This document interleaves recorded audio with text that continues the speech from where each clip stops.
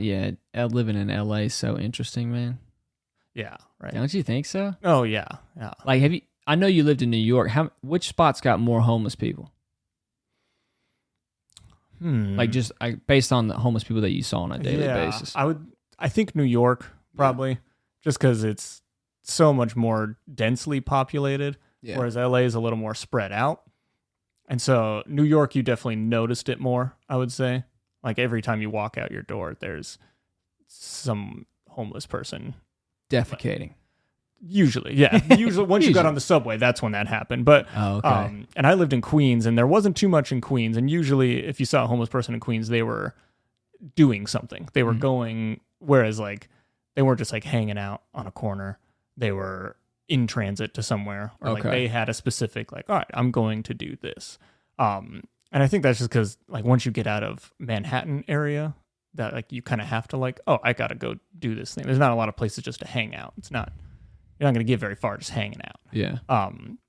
Whereas Manhattan, it would be more people hanging out. But Pennsylvania actually is where, like, I would say I saw the most homeless people, and they would interact with you the most. They would. What city? Harrisburg. Harrisburg. Okay. Yeah, and it was like right in the downtown. That's area. where Lehigh's at, right?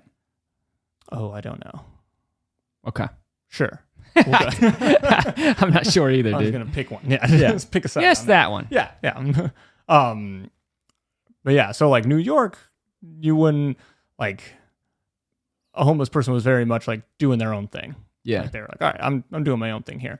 In Harrisburg, they would like come up to you, follow you down the street and stuff. And they all had different tactics. It felt like one person would come up and just like, hey, like, can you buy me a sandwich? And I was like sure, this one time. And then as like days and days go on, you're like, all right, you keep asking me for this sandwich, man. Yeah. And then I remember one person would always come up to me, had the greatest like pickup line for that type of thing. He would just come up and he's like, hey man, like I just need $5 to get a cab. My brother's at the airport and I just need to go pick him up. And he sold it so well. He was so genuine with it. And so the first time you see him, you're like, oh yeah, here's $5. Like, go do it. And then the second time you see him, you're like, man, I got duped. Yeah. Comes with the same level of what is the word? Genuineness? Genuineness, is that what it is? Yeah. I think so. Genuity? That's what I was saying. Yeah. Ingenuity, yeah. Yeah, every time, like second time, fifth time, 10th time, always that same level. And yeah, it would get to a point where I would see him again the next day and it was like, dude, we went through this yesterday, man. Like I see you every day. Like, dang. Come to the table with something new here. That's hilarious, man.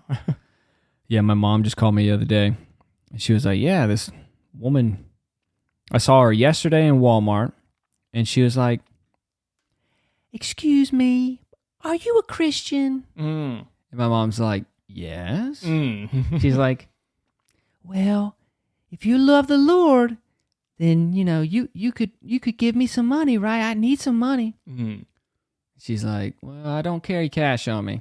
And I also lie. And I'm a Christian. And then the next day, my mom's sitting at Chick-fil-A. Same woman walks up. Hey, honey, are you a Christian? She's like, yeah, we met yesterday. Yeah. And she's like, oh, we did. That was just funny, man. Yeah, they have a line, you know. They find something that's going to tug on your heartstrings. You know what I mean? Or you know, tug on who you identify with or how you identify. You know, it's always it's a great racket. Yeah, in New York that wasn't case, though. That's how I've kept a girlfriend for, you know, 5 years. Baby, don't you want to see me not in an alley somewhere dying from scurvy? You know?